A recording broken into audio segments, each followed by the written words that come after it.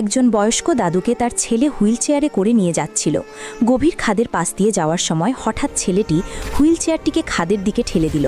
দাদু খাদে পড়তে শুরু করলেন, কিন্তু ভাগ্য তাকে বাঁচিয়ে দিল।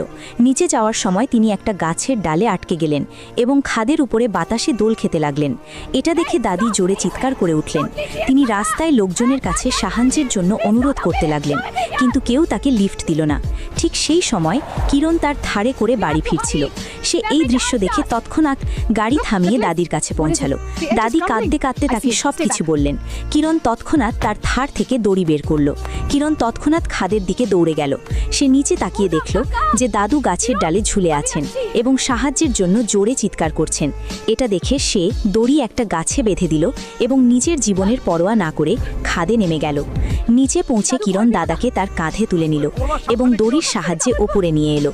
কিরণ দাদুর জীবন বাঁচালো, কিন্তু তবুও কেউ